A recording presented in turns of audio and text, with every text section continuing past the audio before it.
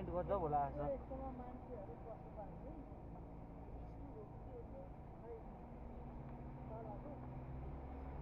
यो टेन्ट पो रहेछ यार इग्लु होटेल हिमाल पारीको क्याफे रे त्यो हिउँ पर्छ भनेर यस्तो डिजाइनको घर बनायो हो कि ओ खाङसार अब यताबाट मनास्लु पनि खोइ देखिन्छ कि क्या हो यता अलिक खुल्ला रहेछ कि टोपी पनि लगाउँ कि नलगाउँ भइरहेको कि टोपी लगाउँदाखेरि गर्मी भइरहेको छ नलगाउँ राति सुत्दाखेरि चिसोले नाक मेरो बन्द हेत्तेरिका त्यो ऊ भइरहेको कि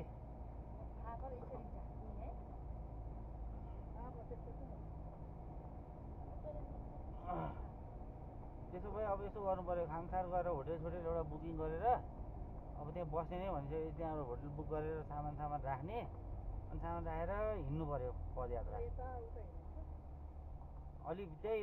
बेस क्याम्प जाने बाटै चढौँ अन्दाज हुन्छ नि 2-3 घन्टा अहिले हिँडौँ न त हामी भर्खर 12 बजिरहेको छ हामी त्यहाँ होटेल सोटेल छोड्दा 1 बज्छ अनि 2, 3, 4 बजे 5 बजेसम्म फर्के भइहाल्यो नि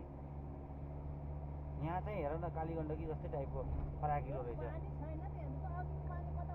त्यो त माथि हिमालबाट अनि उता पारी कस्तो फाँट यार खर्क भन्छ कि यस्तो ठाउँलाई खर्क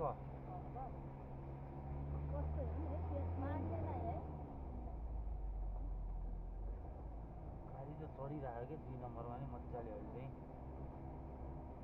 इन्जिन बल्ल हल्का तातियो यार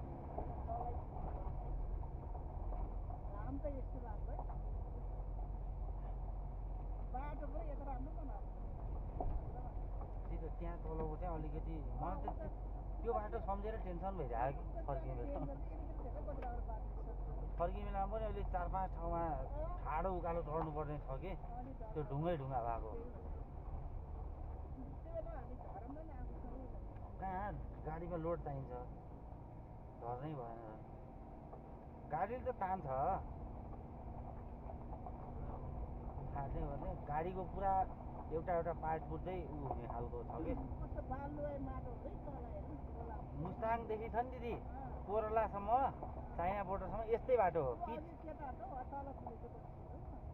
पिच चाहिँ छैन तर यस्तै ग्राभेलमा हिँड्नुपर्छ हो 80-90 हान्न मिल्थ्यो है गाडी स्पिडमा पुऱ्याएर